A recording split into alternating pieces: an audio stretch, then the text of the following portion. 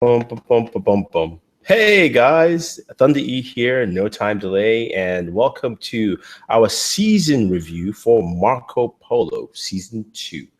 And of course, with me is Mr. Lou Rod. How's it going, man? Doing well, sir. How are you? I'm good. I'm good. Let's put my phone on silent. Yes. Marco Polo, season two. I didn't even know it was July 1st. They didn't advertise it this well this time. I was a little disappointed because usually with Netflix, whenever their big shows come up, it's just a lot of ads rolling, but not much this time. Any thoughts? Any thoughts on that? Well, I posted all the trailers in our chat, so you can't say it wasn't advertised. Well, I advertised it. No, no. What I mean by it, you know how like when Daredevil came back, when House of Oh, come Cards, on. yeah, Those shows, I don't think Marco Polo is on the level of viewership with those two yeah. shows. Marco Polo does well internationally, though. It's a different case Oh, entirely. dude, it's shot beautifully. Yeah. So okay. So let's put it this way: if you've never watched Marco Polo is a show that has the largest Asian cast in TV history, at least Western TV history. Let's put it that way. In terms of all the characters, there's actually only one Westerner who is the main character, and that is Marco Polo himself. But if you don't know anything about the show is not really about Marco Polo. The show, it's about the Khan, Kublai Khan, and his empire and how that rolls through. So to give you a brief synopsis, again, if you just haven't watched Marco Polo was basically deserted by his dad in season one. And basically, he is now the son, you call him son servant, right? I guess you could call him that, right? Something like that. So yeah, to Kublai Khan. So season two kicks off with, man. First of all, the season was fast. I finished it in a day, literally in a full 24-hour day. I started Friday night. I ended it Saturday night. How Same long did thing. it take? Yeah, it was really fast. Surprisingly, I don't know why. I watched the first 5 episodes Friday night from like, give or take 6 at night, and I finished around 12, doing some things in between. Mhm.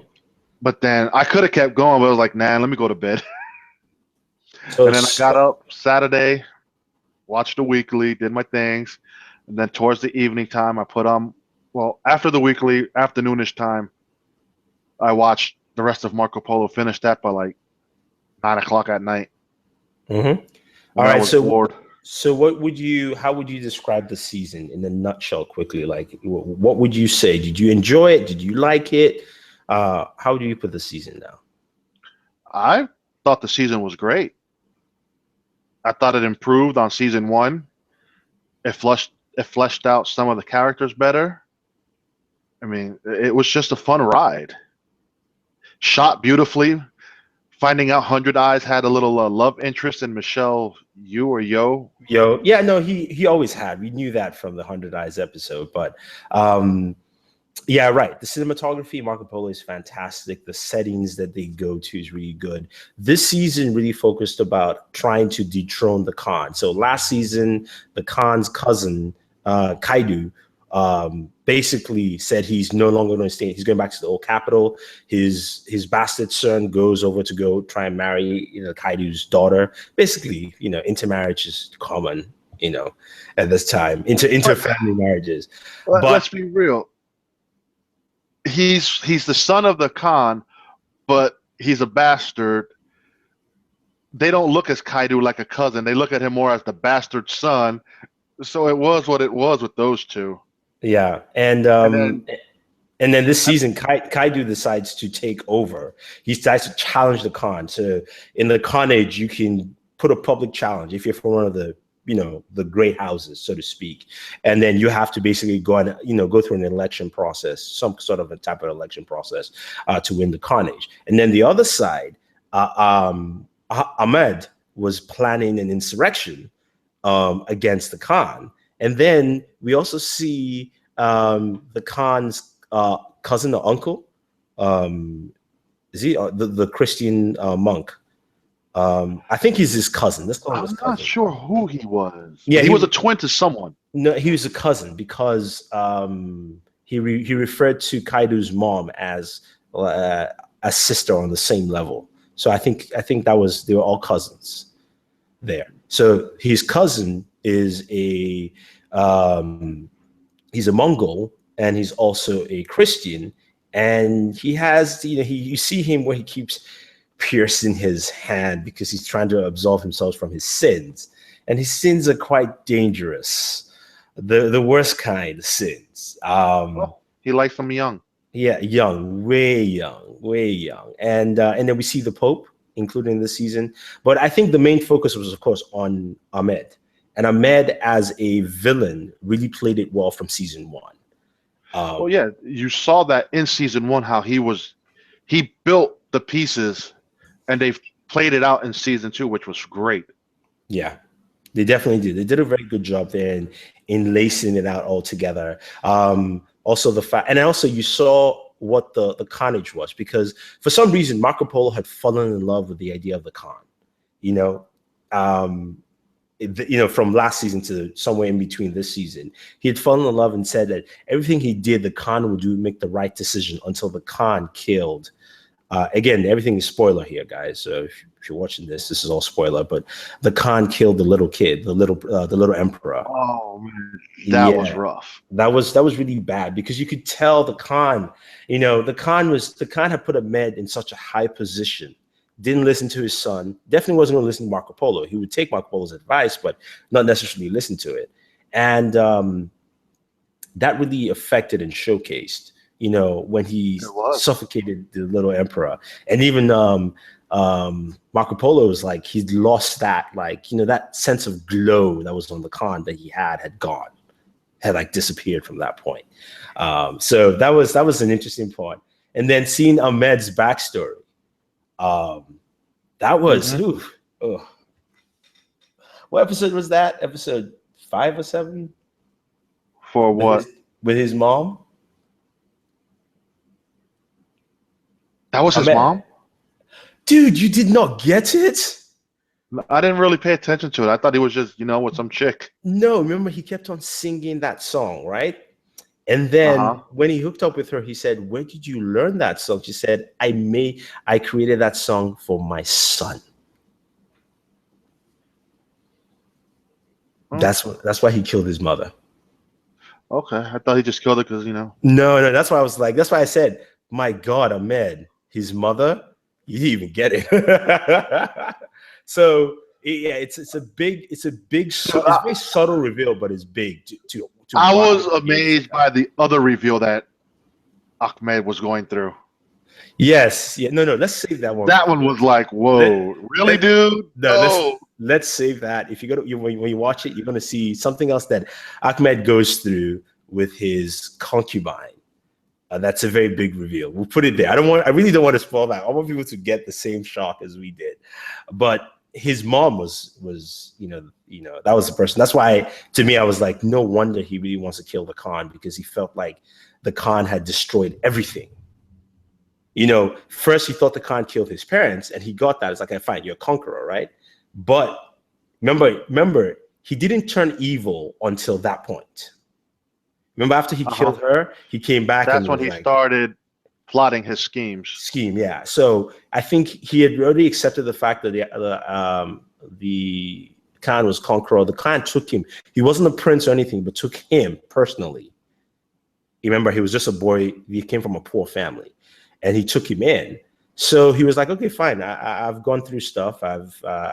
We understand how war is war. But when and you could tell he was falling in love with her too. So think about it. It's so bad. Like, he falls in love with this woman who's from the same place as he is, and then you find out that person is your mother, and you had sex with your mother. What the hell? I mean, that is. No, I can see why it messed him up. So I can see why, he had such a purpose to take out the Khan and, come king. The fight with 100 Eyes. I've noticed people who think they're smarter than an actual conqueror always lose. Of course. They're too smart for their own britches. I mean, the ending, I had to say, I'm like, whoa, no, that's a fucking cliffhanger. We better get a season 3. Yeah, but before that, Hundred Eyes has a battle with his ex-lover. I love that scene, and you have to see it. It's a really, again, this is the part of Chinese cinema I love, where they show love and interaction without the Western all over the place, right? You know, she comes to see him. She sees he's blind, and she's taking all these light footsteps, and he knows it's her, but he's not sure. He's trying to touch and feel, and she's dodging him left and right. It's like they're having a nice little dance. Yeah, exactly. But that's what it was. So, you know, it kind of even reminded me of a little bit of Ip Man 3. Remember how when his wife was sick and she was dying, and even the way he showed love there, a very different approach of showing it. But the fight with him and her, I was like, there's no way she's gonna beat 100 Eyes. He's even better when he's blind now. Compared to what he was. His senses are much better. Yeah, he's so much, especially after he fought the guy for Praying Mantis from last season, who was very good. I also, I also like the fact that they made Marco Polo not just know how to fight, but it fits him. Like, when someone he's lived here long enough where he should learn how to fight like this or do something. When he goes up to an opponent like Michelle Yeoh, he gets handed. Of course. But I mean, she's because he ain't that good yet. No. You could call me. He's got his black belt, right? And she's a grandmaster. It's just like these kind of levels, right? Now, for regular thugs, anybody he can beat them up. That's just what it is. And then also the prince and his wife, the Blue Princess. She went mad. The Khan. Oh God, she went mad completely. I think she went mad after the mom fed her that fucking heart and was forcing her to get pregnant by that stable guy. No, it wasn't. It wasn't the heart eating. The heart eating for her, because it's a lot of cultures like that to say you got to eat something nasty or whatever, so that helps you with baby delivery and all that kind of stuff, right? It was the sleeping with him, because she remember what she said when she was giving birth, and she called Marco Polo there. She said it should have been you. At that point, so she was very fragile already, and for her it was like, if I'm going to do something like this, it has to be something. Okay, I don't love the prince. The prince is not bad, right? And I felt bad for the prince, because this was like his first wife he actually loved, So he was like, all right, I found the one that I like. It's not the other ones that they forced on me. This is cool. It's fourth one was the charm. Yeah. Oh man, there's so many things back and forth, and then you're right, the cliffhanger at the end was really good, because they never showed who that monk or that Christian army that kept on running around through the desert was. Did they? I know they mentioned it. I don't know who he was. I'm curious to know if the father's still alive now. Whose father? Marco Polo's. He's still alive, because that guy saved him. Because that's the only way. I was curious to know if that guy saved him or what, because he was about to die in that desert. That's why I think Marco Polo let him go. Remember the guy was the one who saved the monk. Remember when the monk was telling the Pope how he became a Christian? He said, somebody found me in the desert, this and that. And he's like, he asked Marco Polo's father, do you know about this? He said, yes, this is why I wanted you to hear from him personally, because there's somebody else who's leading our crusade out there. They had mentioned who he was. They called him something saint, but they didn't mention his true name. So I don't know who that is, but it has to be somebody who is either tied to, I don't know, would he be tied to the Khan, or would he be tied to Marco Polo? It has to be somebody that everybody kind of knows, but maybe thinks is dead. I think he's going to be tied to Polo in some way or another. More to Polo, not Khan. Yeah, maybe more to Polo. So, but I mean, just that army walked through the desert like nothing. The bastard's supposed to have some good water, because Daddy was going to die. Yeah. The other thing also is what's going to happen to the bastard son and his wife, because now they're really torn into two. I mean, like to two different parts altogether. What I mean? I don't think they're married yet. Oh well, they weren't married, but they were going to be. Yeah, that's true. They were going to be. That's interesting. Well, I mean, her lineage is dead. Yeah. The father died, the brother died, and obviously that stupid ass grandma needs to go. Yeah. Poisoning people's minds with her rubbish. Yeah, grandma. Because the dad was weak. The dad was a weaker version of Ned Stark. That's what he was. Remember, he was talking about honor, and then he gave it. But look at it. I look at it more like this. All right, the father was weak, so was the son. Yeah. It's just the women in the family who were strong. It took Ahmed to brokerage all this other shit to finally get him to play dirty. And then with him playing dirty, it fucking came back and backfired on him. Exactly. He was not going to. He wasn't in that position. As a character, I like that guy as an actor. He was the bad guy in the last Pierce Brosnan James Bond. One of the bad. Remember, he had like the diamonds in half of his face. I can't remember the name of the Bond movie that was, but he played himself soft, because usually he doesn't play soft characters. Like he played himself like being that person where he was conflicted, he was a little weak, and it's true. His family should have been his father should have been Khan, but what's his name, stole it. Well, that's why he stole it, because his lineage, they were weak. You see, this Khan ain't weak. He's willing to play dirty. When you play dirty, when you don't normally play dirty, it backfires on you. Yeah, but he made the biggest mistake of killing the young emperor. That was the big mistake he made. He should not have done, because if he didn't do that, the uprising would not have happened. Yeah. But whose fault? Who did he listen to kill the young emperor? Oh, of course, Ahmed. Against his own son's wishes. Yeah. I understand you ain't gonna listen to Polo because he's not really your blood. He's more like an advisor. Yeah. But when your own son is telling you it's not the right move yet, you should take his consideration a little heavier than your vice regent. I don't know. I mean, that's why shit fell apart on him. Yeah, it did. And I was going to say, the sad part about it is that the prince and the bastard, both of their wives, were first touched by who? Polo. Yes. Oh, and remember the dancer that Polo met? Uh-huh. Oh yeah. You think she was set up by Ahmed to find him? No. I think they just need, at that point in the season, they were like, Polo has not hooked up with anyone. If you think about it, because there was no backstory to her or anything. I think it was just to show that he still loved Blue Princess. Because remember, she said at the end, she's like, I know you're going to fall in love. And he's like, I'm sorry to disappoint you. I'm not in love with you. He's like, no, not me. You just remembered who you loved again. And that was just to bring him back, because he looked like he was drifting away. He was like, all right, I'm not focused on her. She's married, whatever.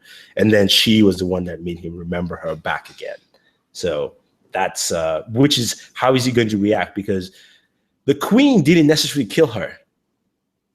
I mean, she helped, but literally the girl had to even die just because her sanity was gone. Yeah, I mean, but how are they gonna raise those two kids? No, the queen is. Well, the queen ain't got no milk. Now, remember, the queen said anybody can milk the child. Remember, there are other pregnant mothers around in the court. Remember, there's so many concubines who get pregnant and things like that. So they will also feed the child. Dude, I mean, I'm more curious to know who died in that particular camp. In the camp? Yeah, because they come back and the camp is empty, deserted. Like, we don't see no bodies. Well, we know Marco left. We also know that Kublai left. Khan left. We know the wife left because Kublai will go and take his heirs. And I love the fact that Kublai realized that his wife did exactly what he claimed his wife wouldn't do. He said, you don't make the hard decisions. I do. You just sit down there. And then he realizes, like, oh my God, no wonder I married you. Oh, you made difficult decisions.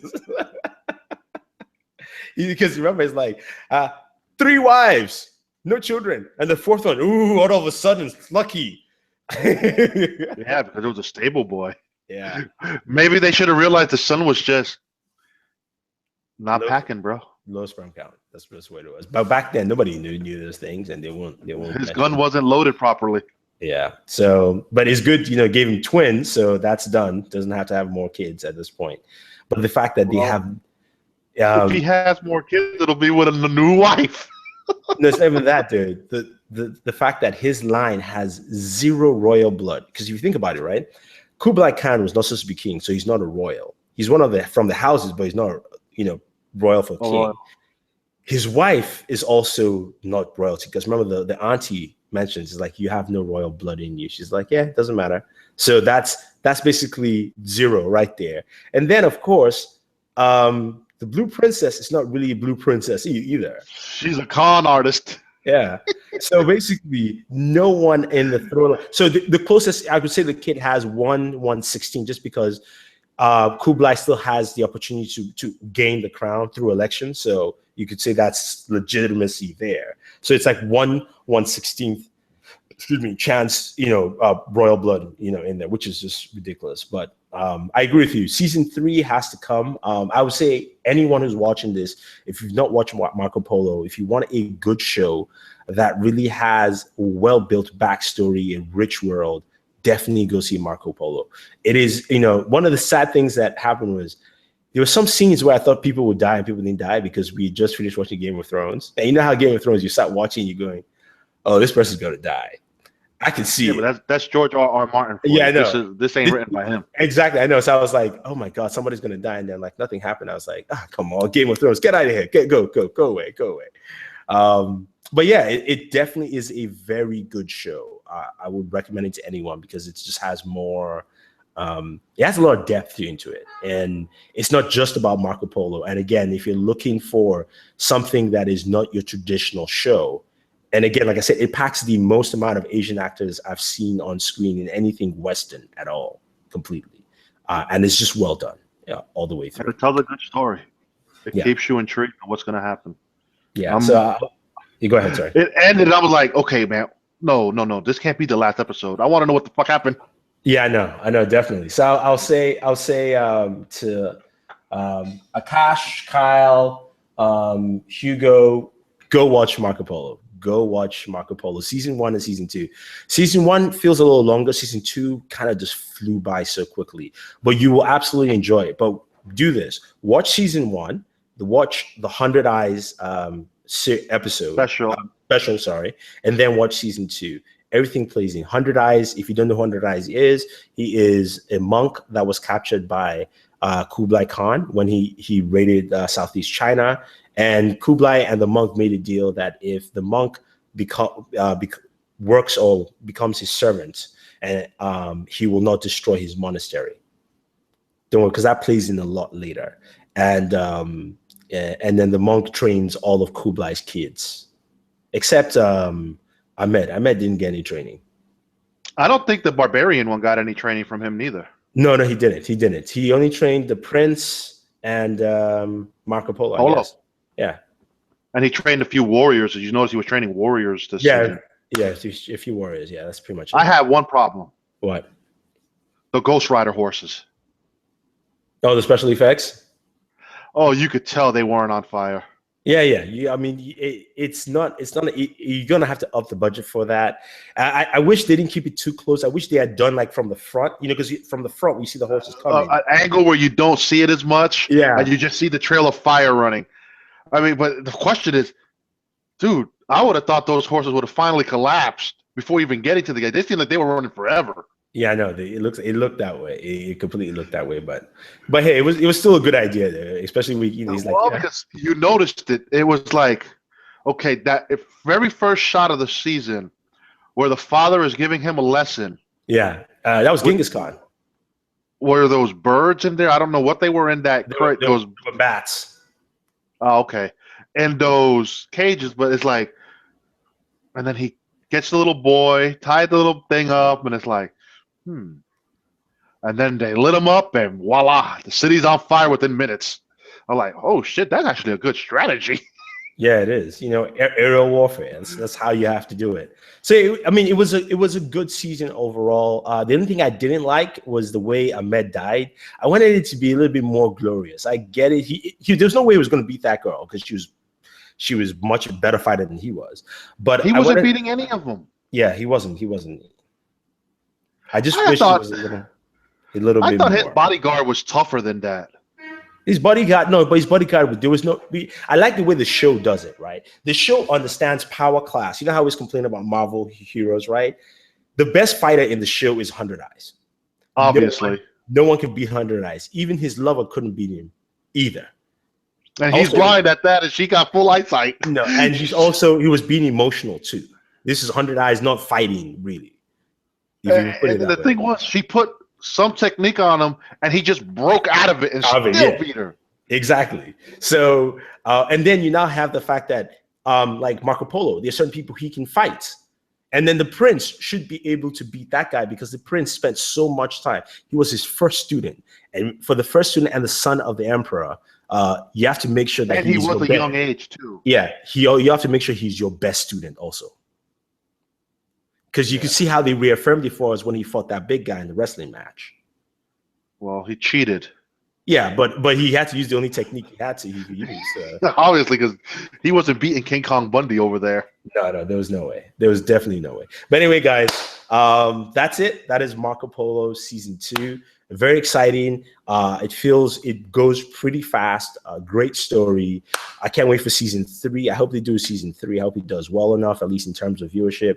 I know it's available in China through like a regular network, so that's where a lot of their viewership comes from the show. So that makes a lot of sense for them. But definitely see it. If you're looking for more, if you're looking for a great show, go watch Marco Polo. If you're looking for a show that has some story, huge character build up, many different characters, just like Game of Thrones has many different characters either you work on, same thing with Marco Polo. If you're a show for a whole different cast and diversity, this is definitely it. Like I said, it really amassed a good amount because the guy who plays Kublai Khan is going to be in Doctor Strange as Wong. And you're not going to recognize him. Even he was also in The Martian as the chief NASA scientist. The Asian guy, I can't remember his name in The Martian. He was the guy that created the lander for the mission there. So you're going to. If that's the case, the guy, his cousin, who was the Christian, he was just in Independence Day. Oh yeah, yeah. He had a small role there, but at least here he was fleshed out. Had a nice little arc to him, his little twisted fantasies and all that other crap. Yeah. Ahmed did a lot of string pulling with a lot of lies. Yeah, look, Ahmed played Lex Luthor pretty much. Yeah, just not the maniacal Lex of craziness, but he pretty much the same stringing all around. I think Ahmed had ties to the praying mantis guy in season 1. Yeah. No, not ties to him. But they were in cahoots. Yeah, we were in cahoots, sending messages, remember, back and forth. So Ahmed has been planning a lot of stuff all the way through. But anyway, guys, that's it. Thank you very much. Don't forget to like and share this video. Thank you very much, Lou. Definitely follow Lou on Twitter. It is Booredatwork. And I'm trying to switch to his screen here. There we go. And follow him on Twitter. And of course, it's Booredatwork here. Again, guys, hit the subscribe button. Check out Marco Polo and always enjoy your entertainment.